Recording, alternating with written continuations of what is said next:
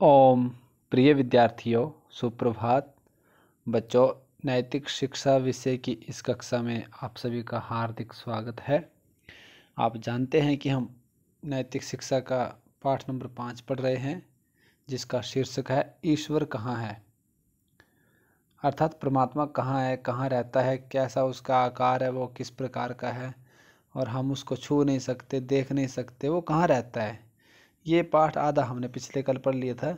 आज बच्चे विशेष भाग को हम पढ़ेंगे, तो उस बच्चे के पिताजी उसको किस प्रकार समझाते हैं ये हम आगे देखेंगे। तो आइए हम शुरू करते हैं।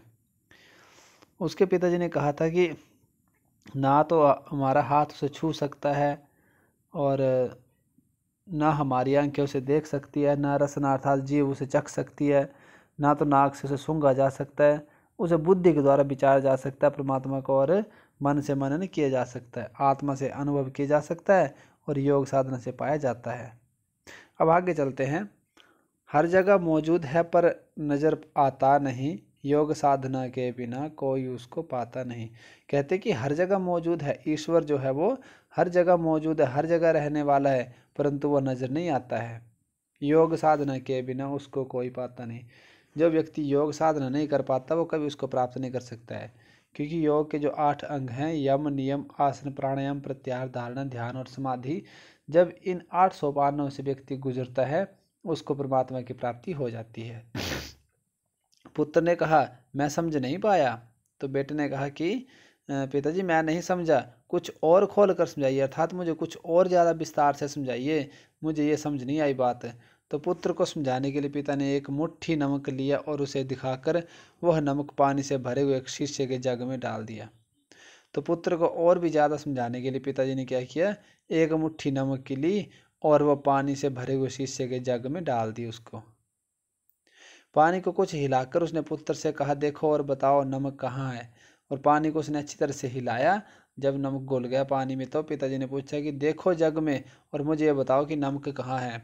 पुत्र ने कहा कि नमक तो पानी में मिल गया। उसने कहा कि पिताजी नमक तो मिल गया पानी में। पिता ने पूछा दिखता है कि क्या दिखाई दे रहा है। पुत्र ने उत्तर दिया दिखता तो नहीं, अदृश्य हो गया। दिखाई तो नहीं दे रहा है, अदृश्य हो गया है, पर है या नहीं। पिताजी ने प्रश्न किया है या नहीं। बेटा बोला है तो है। तो पिता ने कहा कि कहाँ है। तो वो लड़का बोला कि सारे पानी में है। पिता ने कहा बेटा इस नमक को आंखों से नहीं देखा जा सकता, पर इस पानी की हर बूंद में नमक है। पिताजी बोले कि बेटा इस नमक को हम आंखों में नहीं देख सकते, अब आंखों से हमें नहीं दिखाई दिया जा सकता ये, परंतु इस पानी की हर एक बूंद बूंद में वो नमक मिल गया, अर्थात नमक है। नमक के होने को पानी का स्वाद बताएगा। अब नमक है अथवा नहीं है ये पानी का स्वाद बताएगा, हमारी आंखें नहीं। अतः हमारी आंखें नहीं बता सकती कि नमक है या नहीं, लेकिन पानी का स्वाद जरूर बताएगा। परमात्मा भी इसी प्रकार सारे संसार में है। अतः परमात्मा भी इसी प्रकार समस्त संसार में है, सभी वस्तुओं के कण कण में है। और इस संसार की जितनी भी वस्तुएं, जितने भौतिक द्रव्य है, पदार्थ हैं, उन सब के कण कण में है, पर उसे हमारी जीव भी नहीं बता सकती है। ना तो हमारी जीव उसे चख सकती है, बता सकती है। नमक पहले दिख रहा था, अब नहीं दिख रहा है। नमक जो था वो पहले दिखाई दे रहा था, अब दिखाई नहीं दे रहा है। किंतु परमात्मा को कभी भी आंखों से या दूसरी बाह्य इंद्रिय से नहीं जाना जाता। नमक जो था वो तो पहले मुट्ठी में दिखाई दे रहा था, अब दिखाई नहीं दे रहा है, परंतु परमात्मा को क्या है, दूसरी बाह्य इंद्रिय से नहीं जाना जा सकता है। अन्य बाहर की जो हमारी इंद्रियां हैं, जैसे हमारी आँख, नाक, कान इत्यादि से, उससे नहीं जाना जा सकता है। उसे अंदर की आँख से अपने ही अंदर देखा जाता है। परमात्मा को हम अंदर की आँखों से अपने ही अंदर देख सकते हैं। और जब उसके दर्शन हो जाते हैं तो फिर सब जगह वो ही दिखाई देता है। और जब परमात्मा की प्राप्ति हो जाती है, परमात्मा की दृष्टि, हमारी दृष्टि में परमात्मा नजर आ जाते हैं, तो फिर हर जगह वही दिखाई देते हैं। दही में घी है पर दिखाई नहीं देता। उन्होंने कहा कि दही में घी है पर क्या दिखाई देता है, नहीं। उसे निकालने के लिए दही को मथना पड़ता है। जब दही से घी को निकालना हो तो दही को क्या करना पड़ता है, मथना पड़ता है। तिलों में तेल है पर दिखता नहीं है। तिल जो होते हैं उसमें तेल होता है, तिलों से तेल निकाला जाता है, पर क्या दिखता है, अर्थात नहीं। तेल पाने के लिए तिलों को पीलना पड़ता है। लकड़ी और पत्थर में छिपी आग को देखने के लिए उन्हें रगड़ना पड़ता है। और लकड़ी और आग पत्थर के बीच में जो आग छिपी है उसको देखने के लिए उन्हें आपस में रगड़ना पड़ता है। इसी प्रकार हमारे अंदर तथा बाहर के सारे संसार में उस परमात्मा को अंदर की आंखों से देखने के लिए योग की आवश्यकता है।